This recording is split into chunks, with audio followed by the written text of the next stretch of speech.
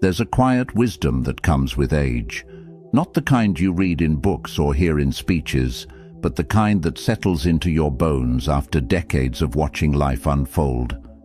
After 26,000 sunrises, after seasons changing, after relationships blooming and fading, after dreams realized and abandoned, one truth echoes louder than all the rest. Most people spend half their lives learning lessons that were waiting for them all along. Time is a patient teacher, but life doesn't wait for anyone.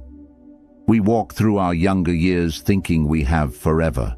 We postpone joy, delay dreams, and save our best selves for some distant tomorrow that may never arrive. We chase shadows while the light stands right behind us. We climb ladders only to discover they were leaning against the wrong walls. And somewhere along the way, in the space between who we were and who we thought we'd become, the years slip through our fingers like sand. But here's what takes most people 52 years to truly understand. The lessons that matter most aren't complicated. They're simple, almost too simple. So simple that we overlook them, ignore them, convince ourselves they don't apply to us. Until one day, we wake up and realize that all the answers we were searching for were hidden in plain sight. You don't need to waste 5 decades like so many have. You don't need to wait until your hair turns gray and your knees creak to understand what truly matters. The wisdom is here, now, waiting for you to claim it. This isn't just another motivational talk. This is truth distilled from decades of human experience, from collective regret, from moments of clarity that come when we finally stop running and start listening. These 9 lessons aren't theory. They're battle-tested wisdom from those who've walked the long road and lived to tell about it. If this message resonates with your soul, hit that like button. Drop a comment below. Share this with someone who needs to hear it. Subscribe to this channel, and please don't skip any part of this video. So, settle in, open your heart, and let's talk about the truths that took a lifetime to learn. Truths that could transform your life starting today. If you're done wasting time, declare it right now. Type this in the comments. I claim my wisdom today. Number 1. You were never behind, you were just comparing. Most people spend their entire lives feeling like they're running a race they can never win. Everyone else seems ahead. Better jobs, bigger houses, happier families. There's always someone buying their first home while you're renting. Someone getting promotions while you stay put. Someone celebrating milestones while you're still waiting for your turn. Always feeling like you're lagging behind some invisible finish line. The truth? There is no race. There never was. We've been sold a lie, that life follows a timeline, that success has an expiration date, that if you haven't achieved certain milestones by certain ages, you've somehow failed. We measure our worth against other people's highlight reels, forgetting that we're comparing our behind-the-scenes struggles to their carefully curated victories. People feel like failures at 35 because they're not where they think they should be. They feel the same at 45. At 55, still the same.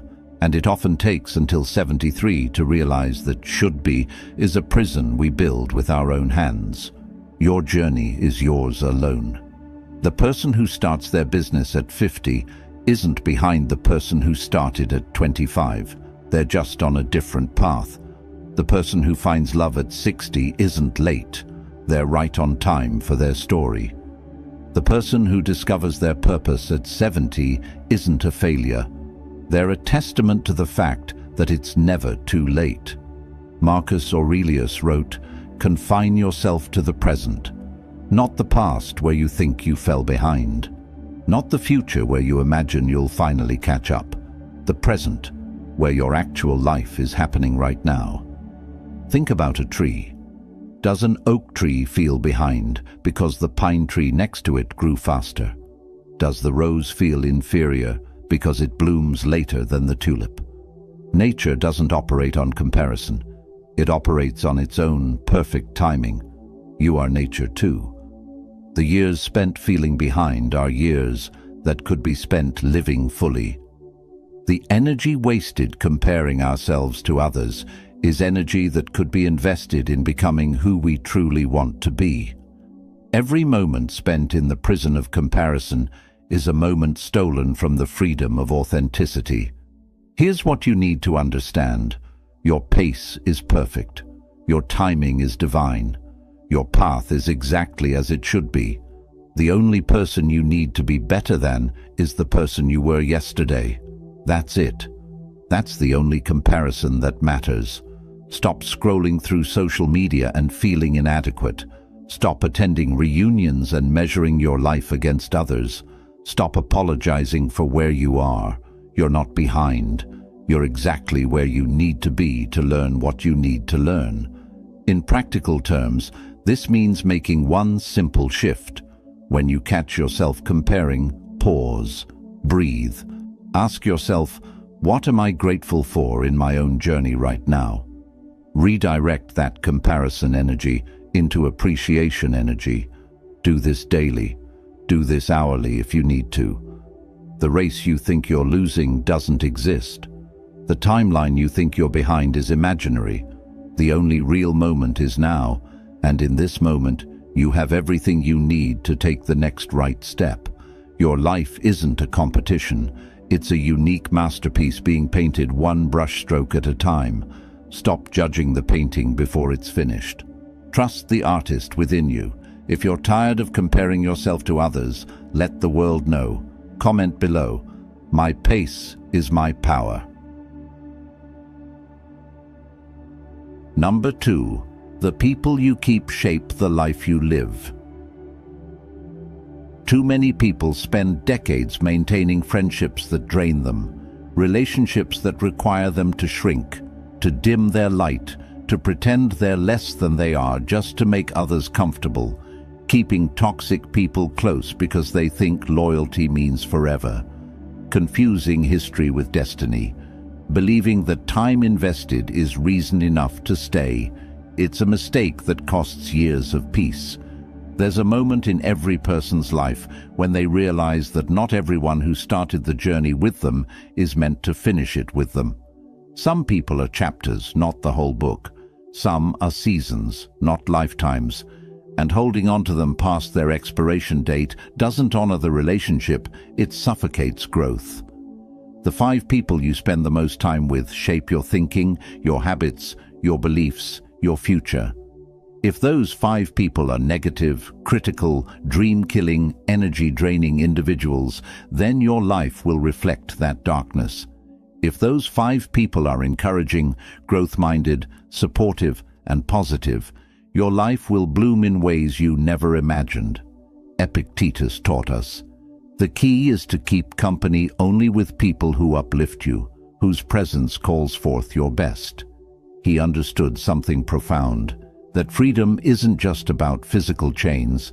Sometimes the heaviest chains are the relationships we refuse to release.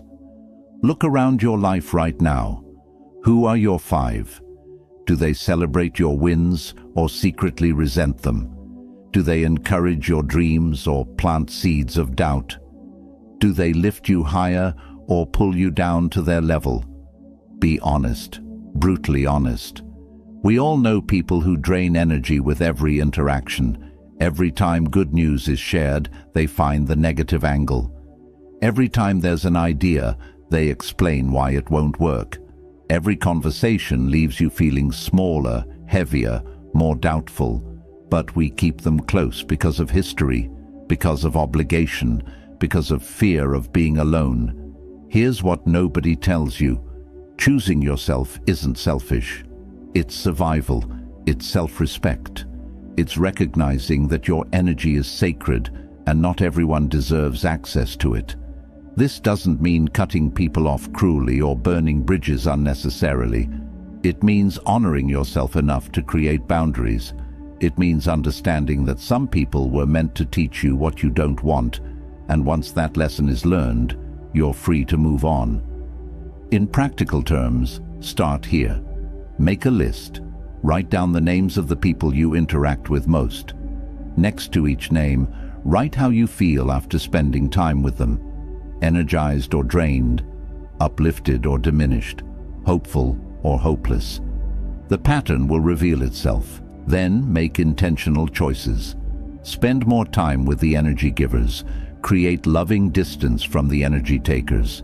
It's not about judgment, it's about alignment. It's about surrounding yourself with people who reflect the life you want to live, not the life you're trying to escape. And if you find yourself alone for a while as you make these changes, that's okay. Solitude is better than toxic company. In the quiet, you'll rediscover yourself. You'll remember who you were before the world told you who to be. You'll hear your own voice again. Your circle should be a sanctuary, not a battlefield. Your relationships should add to your life, not subtract from it. You deserve to be surrounded by people who see your light and fan the flame, not those who feel threatened by it and try to blow it out. Choose your circle wisely. Your future depends on it. If you're ready to protect your energy like never before, make it official. Write in the comments, "Energy vampires no longer welcomed." Number 3. Health is wealth until you lose it. At 30, people can eat anything and bounce back. At 40, they can skip sleep and power through. At 50, they can ignore the warning signs and keep going. At 60, the body sends a bill for all those years of neglect, and the interest is devastating. Heart attacks, diabetes, arthritis that makes every morning a negotiation with pain. A body that used to be a loyal friend becomes a stranger that's been betrayed. And the cruelest part? All of it is preventable. Every single bit of it. We treat our bodies like rental cars we plan to return damaged. We fuel them with garbage, run them into the ground, ignore every warning light on the dashboard, and somehow expect them to last forever. Then we act surprised when they break down. Here's the truth that takes most people 52 years and countless hospital visits to learn. Health isn't everything, but without it, everything else is nothing. All the money, success, achievements, and possessions mean absolutely zero when you're too sick to enjoy them. You can't buy back the body you destroyed. There's no store that sells new knees, fresh hearts, or do-over chances. Seneca wrote, "It is not that we have a short time to live, but that we waste a lot of it. And nothing wastes life faster than poor health that could have been avoided." Every day spent in pain is a day stolen from joy. Every limitation caused by neglect is a door closed to possibility. Watching grandchildren run and play but being unable to join them. Seeing places to visit, but having a body that won't cooperate. Having energy in the spirit, but exhaustion in the bones. Living proof that you can have all the time in the world, but no quality of life to fill it with. People think they're invincible. They think they have time to get healthy later. They think one more late night, one more fast food meal, one more skipped workout won't matter. And then they reach 73, living with the consequences of 50 years of later. Don't wait for the diagnosis. Don't wait for the wake-up call. Don't wait until your body forces you to pay attention. Start now, today, this moment. In practical terms, this means making small, consistent choices. Drink water instead of soda. Take the stairs instead of the elevator. Walk for 20 minutes instead of scrolling for 20 minutes. Eat one more vegetable. Sleep one more hour. Move your body with gratitude, not punishment. Your body is the only home you'll ever truly own. You can change jobs, relationships, locations, but you can't move out of your body. Treat it like the miracle it is. Every heartbeat is a gift. Every breath is a blessing.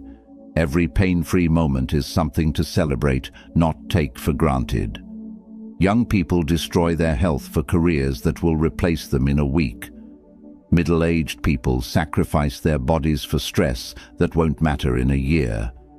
People of all ages live like they have backup bodies waiting in storage. They don't. This is it. This is your one body, your one chance, your one life. The choices you make today are writing the story of your tomorrow. Choose wisely. Choose health. Choose movement. Choose nourishment. Choose rest. The greatest wealth you'll ever have is the health to enjoy your life. Don't learn this lesson the hard way. Don't trade your vitality for temporary pleasures. Don't wait until it's too late. Your future self is begging you to start caring now. If your health matters more than your excuses, prove it. Put this in the comments.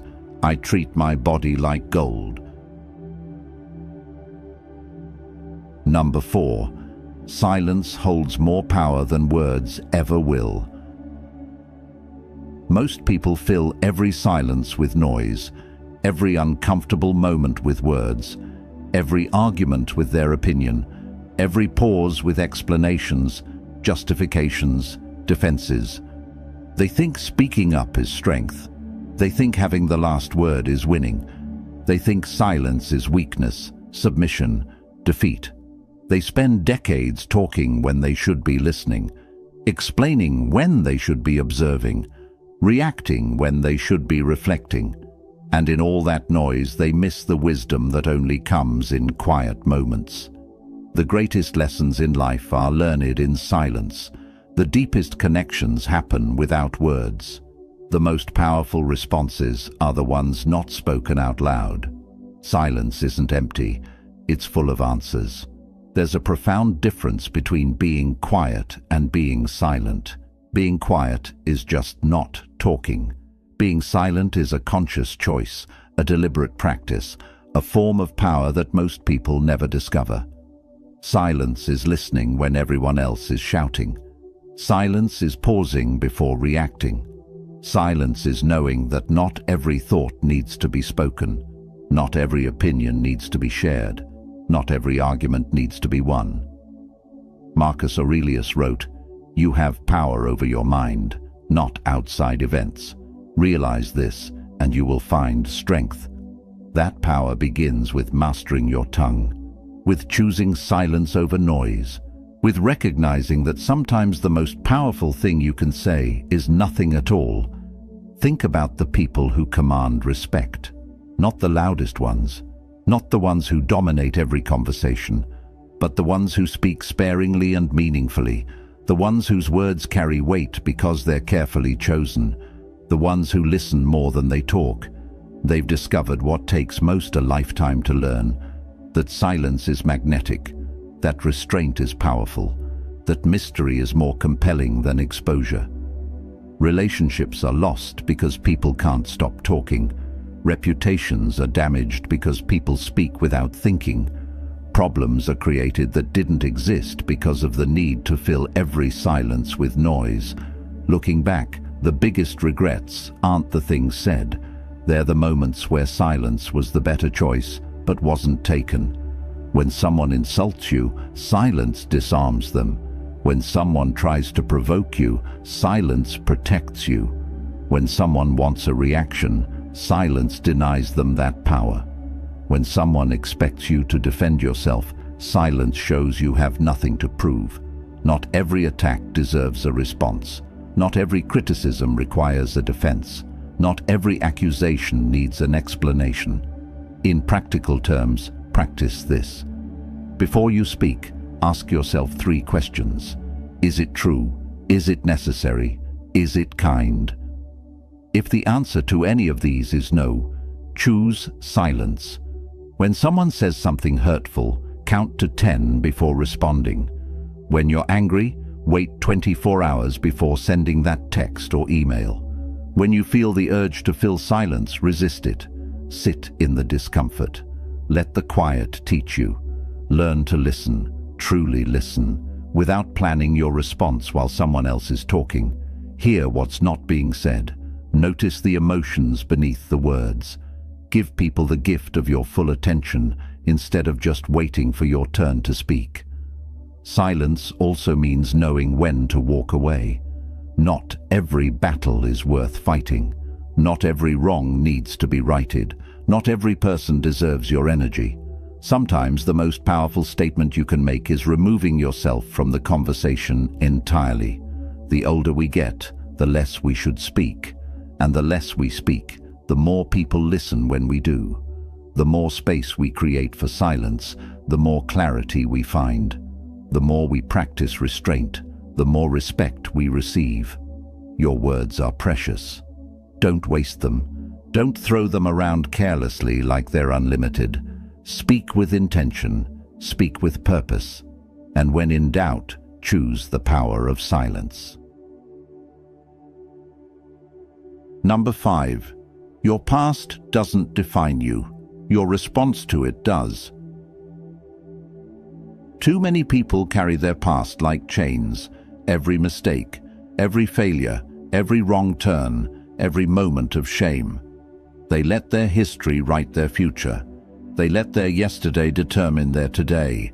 They wear their regrets like a prison uniform, convinced that who they were back then is all they can ever be. Abandonment in childhood, dropping out of school, financial bankruptcy, painful divorces. Each of these events feels like a life sentence. Each one seems to prove that we're fundamentally flawed, broken, unworthy of better. But here's what changes everything. Your past is a fact, not a life sentence. What happened to you is real, but it doesn't have to define what happens next. You can't change your history, but you can absolutely change your relationship with it. You are not your mistakes. You are not your failures. You are not the worst thing you've ever done. You are not the trauma that happened to you. You are not the rejection you experienced. You are not the opportunity you missed. You are not the person who hurt you or the way they made you feel. You are what you choose to do next. Epictetus taught, it's not what happens to you, but how you react to it that matters. This man had every reason to be bitter, angry, defined by his suffering. Instead, he chose wisdom. He chose growth. He chose to transform his pain into purpose. Your response to your past is where your power lives, not in denying what happened, not in pretending it didn't hurt, but in refusing to let it be the end of your story. Every day you wake up is a chance to write a new chapter. Every moment is an opportunity to choose differently. People spend years blaming their parents for their struggles, years using their lack of education as an excuse, years hiding behind their failures as reasons why they can't succeed. And every year they do that. They give their past permission to steal their future. They make themselves victims of circumstances that are long gone.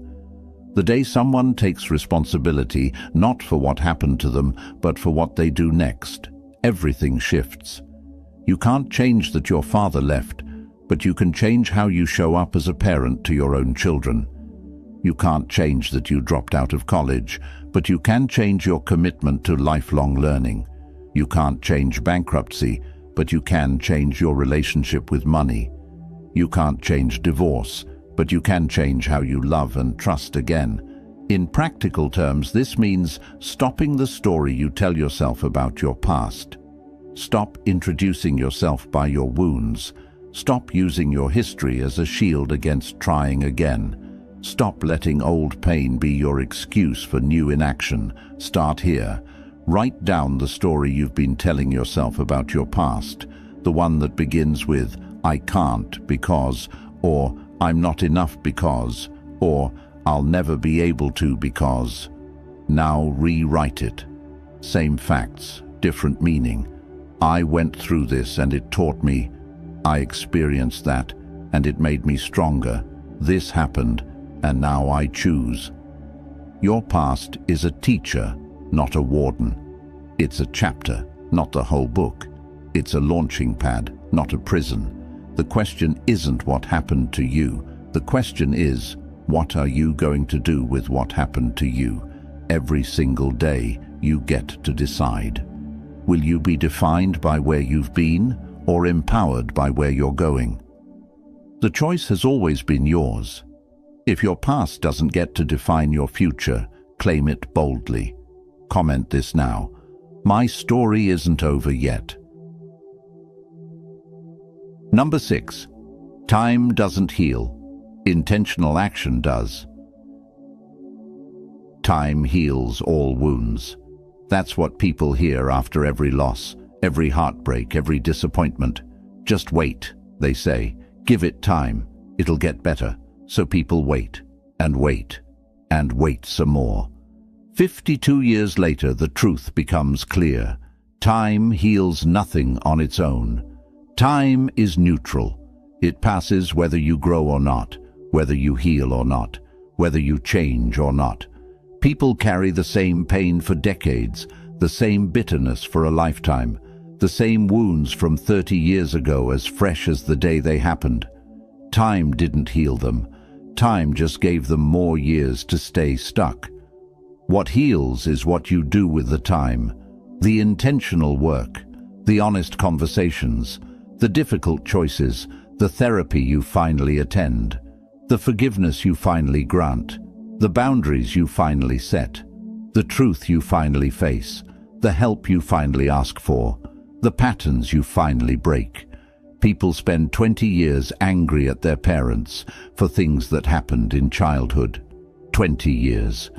They think time will soften it. They think one day they'll wake up and the resentment will be gone. It never happens.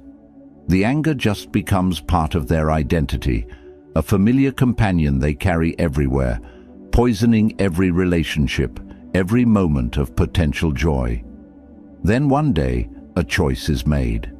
Not because enough time has passed, but because they're tired of the wait. They go to therapy. They write letters they never send. They speak truths they've been swallowing. They choose to understand their parents as flawed human beings, doing their best with what they had, instead of the villains they'd made them into. That's what heals, not time, action. Seneca wrote, "It is not because things are difficult that we do not dare. It is because we do not dare that they are difficult." We wait for healing to happen to us, when healing requires something from us. We wait for time to fix what only our courage can fix. That betrayal from 10 years ago? Time hasn't healed it. You've just gotten better at avoiding it. That grief from losing someone you loved? Time hasn't healed it. You've just gotten used to the emptiness. That trauma from childhood? Time hasn't healed it. It's just gone underground, showing up in your relationships, your choices, your fears. Real healing requires turning toward the pain, not away from it. To feel what you've been avoiding, to speak what you've been silencing, to face what you've been running from. And yes, this is hard. This is uncomfortable. This is why most people choose to wait for time instead. But here's what becomes clear. Unhealed wounds don't disappear. They transform. They become anxiety, depression, addiction, anger, bitterness, isolation. They become the walls built around hearts. They become the reasons people sabotage good things. They become the patterns that can't be broken. In practical terms, stop waiting. If you're carrying pain, take action. If you need therapy, start it. If you need to have a difficult conversation, schedule it. If you need to forgive someone, begin that process. If you need to forgive yourself, do that work. If you need to let go of something, release your grip. Make a list of the wounds you're waiting for time to heal. Next to each one, write one intentional action you could take this week, not eventually. This week, one phone call, one therapy session, one journal entry, one honest conversation, one small step toward healing. And understand this, healing isn't linear. You'll take steps forward and steps back. You'll have good days and terrible days. But intentional action, even imperfect action, moves you toward wholeness in a way that passive waiting never will. Stop giving time credit for work it doesn't do. Stop waiting for a magical moment when everything feels better. Start doing the work that actually heals. Your future peace depends on your present courage. If you're done waiting for things to magically fix themselves, take a stand. Drop this comment: I take action, I take control. Number 7. The life you want requires the courage to disappoint others. Too many people live their entire lives as people pleasers. They say yes when they mean no. They show up when they want to stay home. They pursue careers that make their parents proud instead of ones that make them happy. They stay in relationships longer than they should because they don't want to hurt anyone. They dim their light so others won't feel outshined. They make themselves small so others can feel big. And all that people-pleasing gets them a life that looks good on paper but feels empty in the soul. Relationships where they're loved for who they pretend to be, not who they actually are. Success in fields they never cared about. A resume full of accomplishments that mean nothing to them. Decades of living someone else's version of their life. Here's the hard truth nobody wants to hear. You cannot build the life you truly want without disappointing some people. You cannot be authentic without making some people uncomfortable. You cannot chase your real dreams without letting go of others' expectations. You cannot honor yourself without dishonoring someone else's image of who you should be. Your parents might be disappointed when you don't follow their path. Your friends might be upset when you outgrow the version of you they're comfortable with. Your partner might resist when you start setting boundaries. Your colleagues might judge you when you choose different priorities. Your community might criticize you when you stop playing by their rules. And you have to be okay with that. Marcus Aurelius reminded himself daily, "It never ceases to amaze me. We all love ourselves more than other people, but care more about their opinion than our own." Think about that. We claim to love ourselves, but we live our lives according to what others think. We betray ourselves daily to maintain the approval of people who aren't living our lives. People want to be artists. Their fathers want them to be lawyers, so they become lawyers and spend 30 years resenting every single day. They want to leave unhappy marriages after 5 years. But what would people think? So they stay for 15, making both parties miserable. They want to move across the country and start fresh at 55. But everyone says they're too old, too established, too crazy. So they stay put and spend 5 more years wondering, what if? Every time someone chooses others' approval over their truth, they lose a piece of themselves. Every time they prioritize others' comfort over their happiness, they build a life that feels like a prison. Every time they say yes when their soul is screaming no, they betray the person they were meant to become. The irony? The people they're trying so hard not to disappoint move on with their lives. They get over it. They adjust. They find new things to worry about.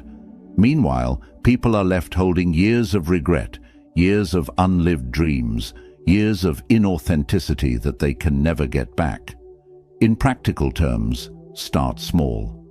Say no to one thing this week that you would normally say yes to out of obligation. Disappoint one person in service of honoring yourself. Skip one event you don't want to attend. Set one boundary you've been afraid to set. Make one choice based on what you want, not what others expect. Yes, people will have feelings about it. They might be hurt. They might be angry. They might try to guilt you back into compliance. Let them. Their feelings are not your responsibility. Their expectations are not your obligation. Their version of who you should be is not your destiny. You are not on this earth to live up to anyone's expectations but your own. You are not here to make everyone comfortable at the expense of your own authenticity. You are not here to be who they need you to be. You are here to be who you were born to be. The life you want is waiting on the other side of your courage to disappoint. The person you're meant to become is waiting for you to stop being who everyone else needs. Your authentic self is buried under years of people-pleasing, waiting for you to dig it out. Stop living for the applause of others. Start living for the peace of knowing you are true to yourself. Number 8. Regret weighs heavier than failure ever will. At 73, people don't think about the things they tried and failed at. They don't lose sleep over the businesses that didn't work out, the risks that didn't pay off, the attempts that fell short. Those moments, they're just stories now. Some are funny, some taught lessons, some led to better opportunities, but none of them haunt. You know what haunts? The things not tried, the chances not taken, the dreams not chased, the words not said, the life not lived because of fear of failing. People wanted to write books at 35. They had the idea, the passion, the time. But what if it wasn't good enough? What if people criticized it? What if they failed? So they didn't write it. Now, at 73, they don't remember the fear. They just remember that the book was never written, that story was never told, that dream was never attempted. People wanted to tell someone they loved them at 28, really loved them. But what if they didn't feel the same? What if it ruined the friendship? What if they got rejected? So they stayed silent. Both people married others, and decades later, in chance meetings, they discover they both felt the same way. Both lived entire lives wondering what if, because neither had the courage to risk rejection. People wanted to start businesses at 42. They had the skills, the connections, the vision. But what if they failed? What if they lost money? What if people thought they were foolish? So they stayed in safe jobs they hated. They retired at 65 with nothing but pensions and lifetimes of wondering what could have been. Failure is temporary. It stings for a moment, teaches a lesson, and then becomes part of your story. But regret is permanent. It lives with you. It grows with you. It whispers in your quiet moments. You could have. You should have. Why didn't you? Seneca understood this when he wrote, "We suffer more in imagination than in reality." The failure you fear is almost always less painful than the reality of living with regret. The rejection you avoid causes less suffering than the decades of wondering, what if? The embarrassment you're trying to prevent hurts less than the weight of a life half-lived. Conversations with people in their final years reveal a pattern. Hospice patients, people facing death. They don't talk about their failures. Not the times they fell short, not the moments they looked foolish. They talk about the chances they didn't take, the love they didn't express, the dreams they didn't pursue, the life they didn't live because they were too busy playing it safe. No one on their deathbed says, "I wish I had failed less." They say, "I wish I had tried more." In practical terms, make a list right now. Write down 3 things you've been wanting to do but haven't because you're afraid of failing. 3 chances you've been avoiding. 3 conversations you've been postponing. 3 dreams you've been dismissing.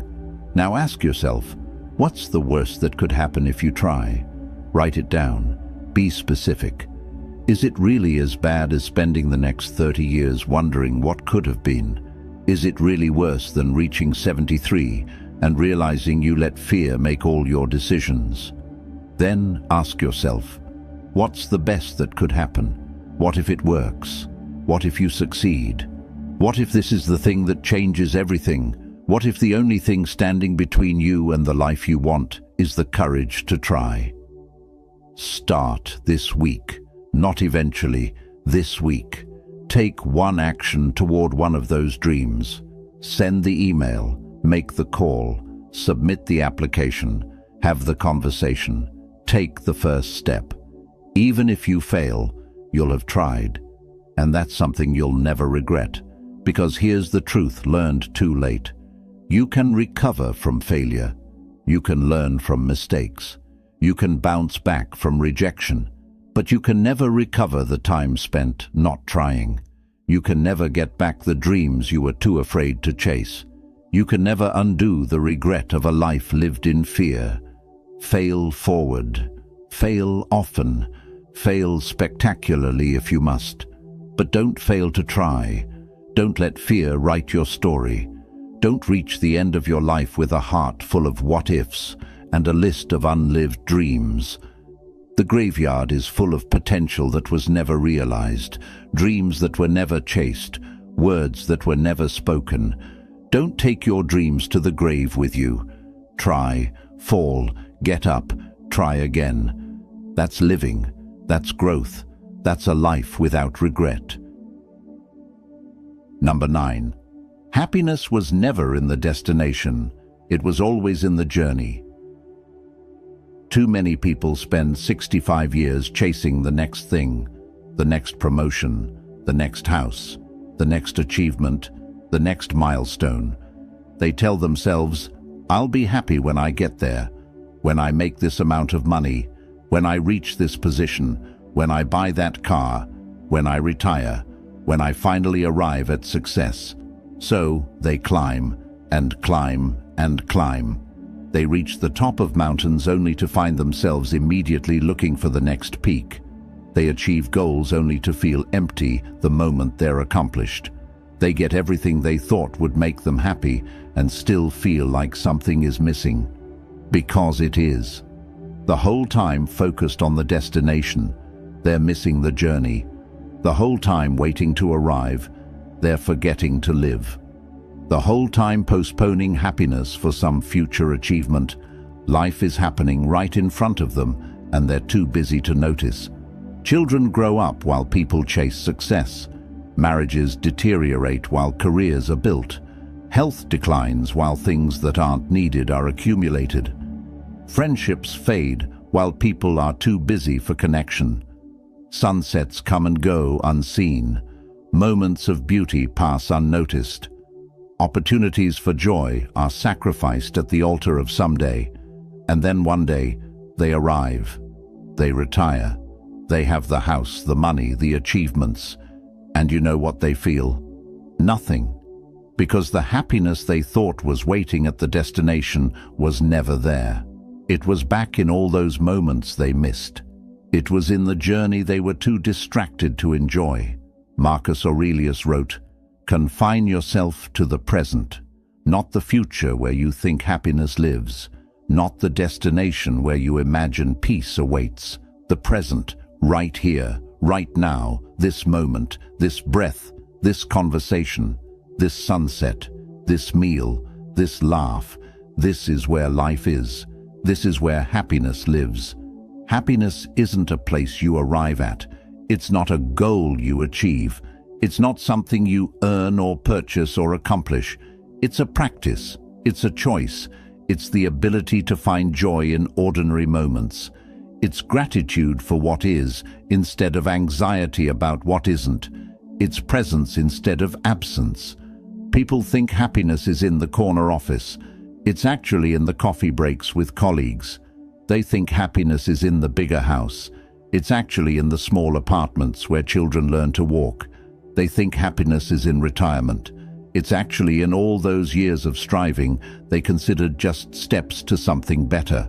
The destination is a lie we tell ourselves to justify missing our lives. I'll rest when I retire. I'll enjoy life when I make enough money. I'll be present when things calm down. Things never calm down. The destination keeps moving.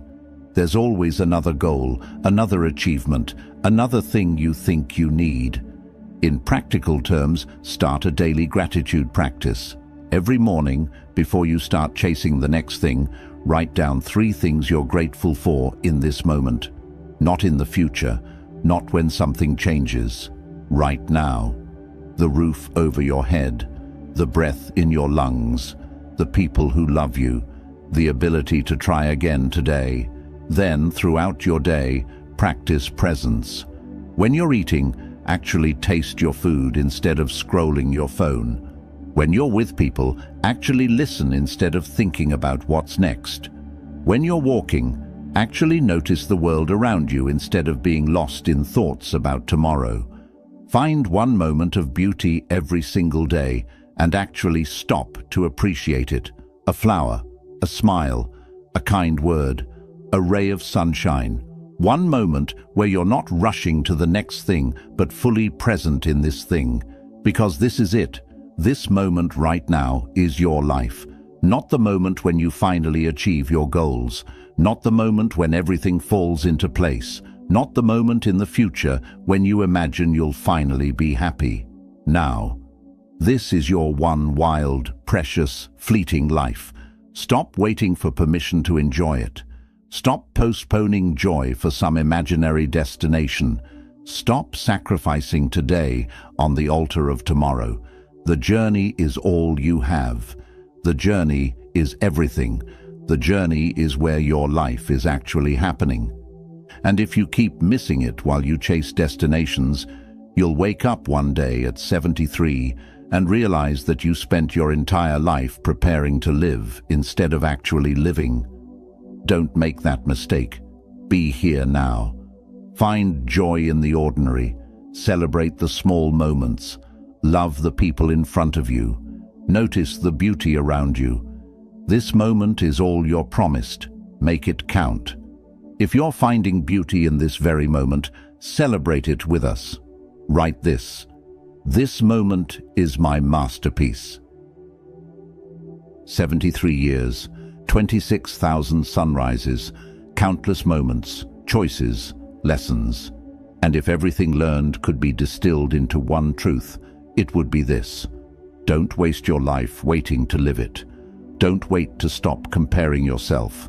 Don't wait to choose better relationships. Don't wait to take care of your body. Don't wait to embrace silence. Don't wait to heal your past. Don't wait for time to fix what only you can fix.